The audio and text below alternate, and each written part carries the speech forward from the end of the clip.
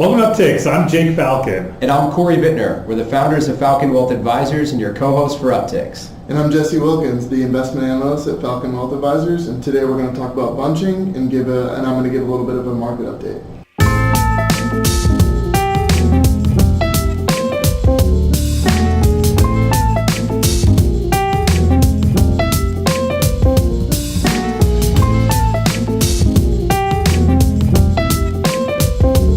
Okay, so to kick off episode 37 here, we wanted to talk about a charitable giving strategy that is starting to gain some momentum out in the financial planning world. And Jesse introduced it, and it's called bunching. Corey, you want to clue in our audience to what that means? Well, as far as bunching goes, when we're thinking about someone's financial plan, and I actually have something printed off here, I'm not going to sit here and go through each part of it, but a lot of it has to do with when you are taking advantage of charitable deductions, and if you are, bunching, right, multiple deductions into one particular year in order to get the tax benefit for that specific year now that the tax laws and rules have changed. Right, so let's let's peel back the layers a little bit. So for a single filer, now the standard deduction is $12,000, right? Correct. And if you're married, it's $24,000. So what that really means is that if you're giving, $2,000, $3,000, $4,000, or $5,000 a year to charity, and let's say that you have mortgage interest of another $4,000 or $5,000, whereas before you may have been able to itemize your deductions and been able to take that charitable deduction off of your taxes. Well, now if you're not above that $12,000 number, it really does you no benefit. And so the strategy bunching is basically front loading your charitable deductions into something called a donor advised fund. And so the idea is that you would put maybe 3 or 4 years worth of charitable donations in there. So let's just say, you put $4,000 a year, you typically give to your church. Instead of giving $4,000 every year, maybe you give $12,000 in 1 year. You put it in the fund, you get the tax deduction because with your mortgage included in that, you're now over the standard deduction, which basically is just allowing you to get more of a benefit from your charitable donations. Gotcha. So if I take money and I put it into a donor advised fund, does it have to be like cash, for instance? No, that's a great point. So if you have highly appreciated stock in an account and you don't want to realize capital gains, that's something you can do is you can donate the stock directly into this fund. And we use our custodian, Charles Schwab, to set these up. So it's very simple to do. It's just another account that we set up for our clients. And you actually get to invest the money in this fund also. So it's not sitting in cash for 3 years. And so basically, the money is now getting to grow tax-free because as long as you use it for charity, it still counts. Right. And one of the big advantages that a lot of people like about it is you can get the tax write-off in the year that you contribute the funds, but it does not mean that you have to turn around and gift all of that money in the same year. You can spread it out however long you chose to do so. Right, and it doesn't have to go to just one charity. And so if you give to your church, maybe your alma mater, maybe another foundation or some other organization, you can split it out amongst whomever you want to give it to. It doesn't have to go to just one organization. So again, it's a little bit of a complex strategy, but that's again while you and I have jobs. We're employed to help our clients execute this strategy. Check it out. You can Google donor advised funds, and there's a lot of information on the internet about it. But again, it's something that we're happy to execute for our clients to help them take advantage of the current tax code. Exactly, and if something like planned giving to charitable organizations is important to someone, like we're talking about here, and that the idea is that might fit more into someone's financial plan than they think so, right. And there might be more tax benefits to it than they might think so also. So it's just a conversation worth having. Do we miss anything, Jesse? I don't think so. Do you feel comfortable about bunching? I feel more comfortable, definitely. Okay. Good. So that's our financial planning topic for today. Again, it's just, charitable giving is something that's very important to a lot of our clients, and we want to help make sure that you're getting the max out of your charitable donations. That's right. Okay, so we're fast, zooming in here to the first quarter. The first quarter will be coming to an end here at the end of March. And Jesse, you just recently wrote a blog about what happened in February and what our outlook is moving forward. So maybe you can share with our audience kind of things that you've been looking at and what your thoughts are. So this market has been a market of extremes over the past couple of months. So December was our worst December since 1931, and then the start to the year has been the best start to the year in over 25 years. Wow. So we've seen a big extreme, a big swing in the market, And a lot of the expansion that we've seen has been PE expansion, so price to earnings. So basically investors have been willing to pay more for $1 of earnings than they were back in December. And that's basically been reversion to the mean. So those companies that were beat up a lot in October to December were the ones that appreciated the most in the start of the year.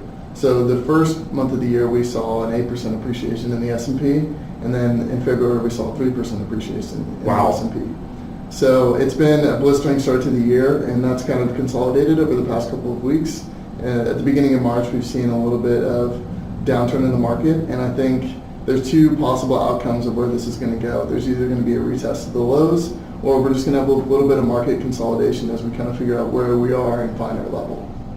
So there's a lot there that you just pointed out. Yeah. I've been meeting with a lot of potential new clients, and a lot of the reason that they're choosing to sign up to work with Falcon Wealth Advisors is that they've appreciated that, yes, our clients' accounts went down in the fourth quarter, of 2018. There was really nowhere to hide in that, but they've really noticed how our portfolio has rebounded quite sharply with the market, and I don't think a lot of other advisors' portfolios are doing that. Now, without going into some of the specific trades that we've made, but can you maybe comment on what we did during that fourth quarter to help protect our clients' assets, and then also participate in this rebound that we've just experienced? I think the fourth quarter gave us a great opportunity to assess all of our positions, because when we're down is when we know that the stock market's going to go back up eventually. Right. So we know that there's going to be a jump back up in stocks. We just need to figure out which positions we feel like are going to be strong positions heading into that appreciation in the market. And I feel like we were able to assess our positions, not freak out about the fact that the market went down almost 20%, and really try to get into position to be able to participate in that upswing when it eventually came, and it did. Right, so that's exactly right. So what we did is we got more active in our trading strategy during that heightened volatility, looking for opportunistic stocks to purchase that we thought were going to rebound sharply up with the market, which is exactly how it played out to our expectations. So again, that's something that you get at Falcon Wealth Advisors that not a lot of other firms are doing. If they're putting you in a mutual fund or an index fund, you're simply not going to be able to get that level of customization in your portfolio. So, And I feel like volatility is a stock picker's best friend. right, and that's where we're at. I mean, that's why we don't use products, because we don't want to just ride the waves. Frankly, you don't need us to buy products. You can go buy an index fund or a mutual fund on your own and cut out the fees.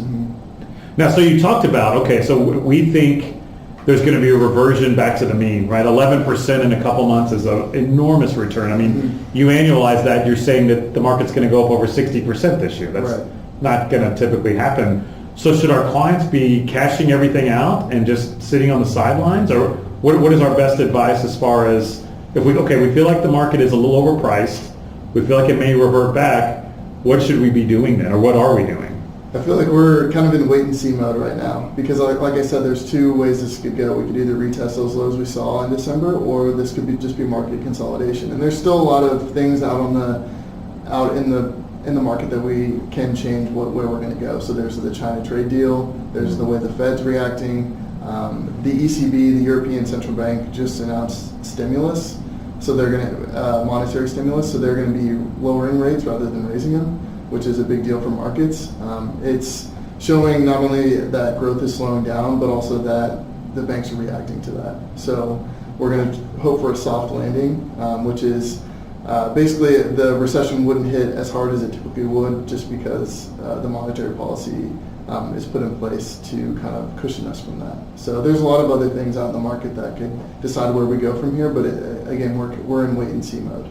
Gotcha. So what I'm hearing is there's probably a lot of variables out there, and so it'd be a little bit foolish to go out there and just say, all right, Jesse, get me all out of stocks now. I want to wait and see what happens, because theoretically it could, what I'm hearing is just dip back maybe only a few percent or 5%, and then take off again and go right back up. And you certainly don't want to miss out on that and try to time the market and be wrong.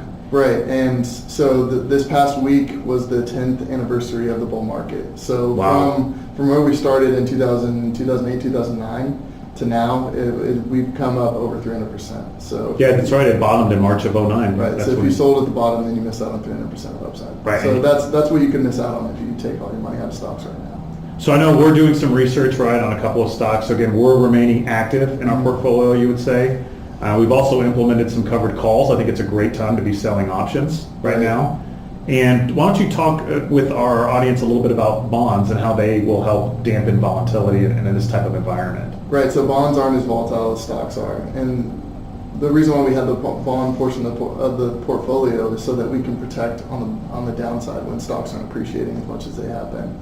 So that's why that's just why we have bonds, and I think that they're going to cushion you when those stocks aren't performing as you would like them to. Gotcha. So right now also, Jesse, you've been, if a client is going to buy a new car or they need a little bit more monthly income from their portfolio, while the stock market's been up, where have you been pulling from?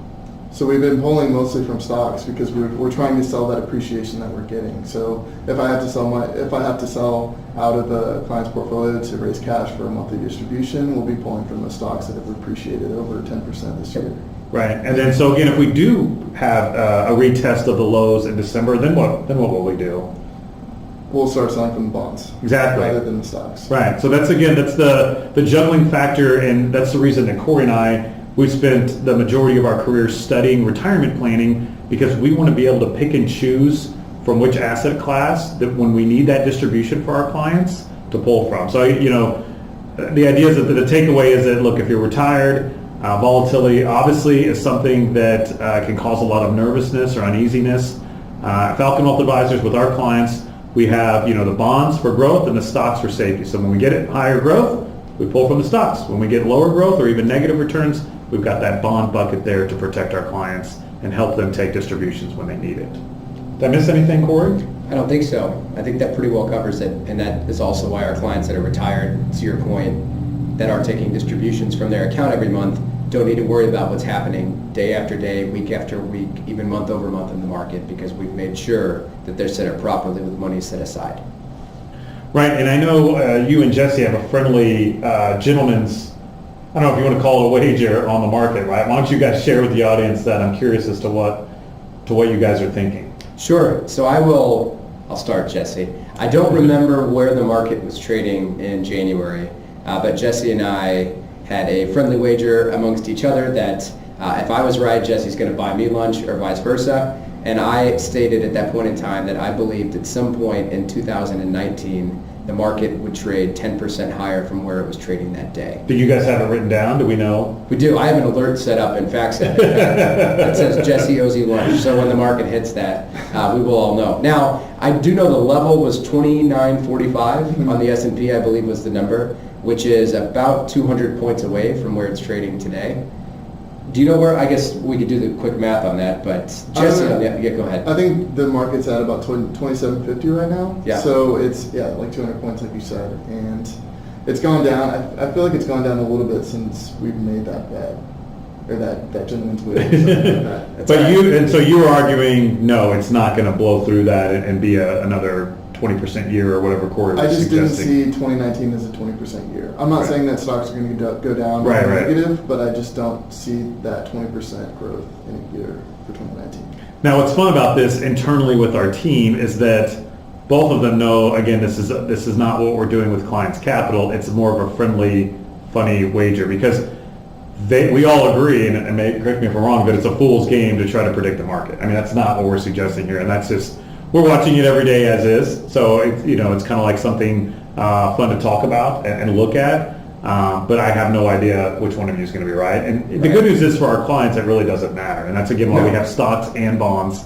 and we're weighing both sides. But Corey's the optimist, which I like, and I probably lean that way as well. But I mean, it was just Jesse's, I think, being a little bit more realistic. Is hey, the market ran up very quickly. To run up again like that would be awesome, and we'd all be happy about it. But we'll see how it plays out. Yeah, this is definitely a bet I would be happy to lose. Right, exactly. But I just don't know. And what's interesting about this, and Jesse allowed me to sort of back up, because the initial statement that I made was, I believe the market will end the year 10% higher than where it was trading that day. Right. But at that point in time, I said, you know what? I have no idea where the market's going to end the year at. I just believe that we could hit that level at some point throughout the year, which speaks to the volatility, right? That's another good point. The average intra-year from peak to trough decline in the market at least since the early to mid 80s, is around 14% per year. Right, so I don't think you were, because again, you've joked about that it's a fool's game to try to predict what the S&P is going to finish at every year. I have no idea. I know a lot of analysts do that, and they crunch the numbers and they say what it should be, but again, And they're almost always wrong. it's a predictor. So what Corey, I guess, is arguing is that volatility is here to stay, Always. and it's going to shoot up and it's going to shoot down, and Corey was just saying it's going to shoot up again, or even Right. higher than it did. So it'll be fun to watch in there. But again, I don't want this to be confusing. Don't take this as something that we're banking on. Again, Right. it's just something that we're watching every day, and so they said, hey, we might as well make it fun that we're paying close attention to this anyways already. So I guess sometime in early 2020 we can circle back and we'll let you know who had to buy who lunch. Fair enough. All right, so and Jesse, I didn't inform you, or I didn't warn you about this for our third segment today, our fun topic. Corey and I talked about this, I think, on the last episode or maybe one before, but I think it's pretty fascinating, and I want to hear, where did you first learn about money, or maybe who taught you about money, and do you remember a story around it? And Corey and I kind of shared ours, and I was just curious, where did you learn about money? So that's kind of funny because I was actually just thinking about this the other day. Oh, So wow. The first book that I read that kind of got me into money was Rich Dad Poor Dad. Okay. So my dad said he would give me $10 if I read Rich Dad Poor Dad, and that's Nice. why I read that. And I don't remember the book that well. I It's just remember very that's popular, yeah. Yeah, I just remember that's where I first started learning about money, and I was very young. Do you remember how was about how gonna ask old? you that. Yeah. Yeah, I was like third or fourth grade. Wow. So That's a good dad to want you to read that early. Because I think I was asking for something at maybe like Walmart or Target or something. Sure. And he took me to the book section and was like, all right, you read Rich Dad Poor Dad and I'll give you $10 to buy it. And then That's awesome. how it works. So yeah. And so after that, you were hooked. Yeah, essentially. Wow, that's pretty cool. Do you remember what you used the $10 for that he gave you? I don't. I just remember reading Rich Dad Poor Dad. Gotcha. That's about it. Gotcha. And so again, that's all the time that we have for today's show, but we'd love to hear your stories on how you first learned about money. So please feel free to share that on our various social media platforms. You can find us on Facebook, LinkedIn, Instagram, Twitter. You can find me personally on Twitter at Jake Falcon CRPC. And you can find me on Twitter at Corey Bittner KC. And Jesse, if you do have questions directly for Jesse, as always, please feel free to email him directly, and your email address is... It's just Jesse at Falcon Wealth Advisors. Thanks again for watching, and we hope you all have a great week.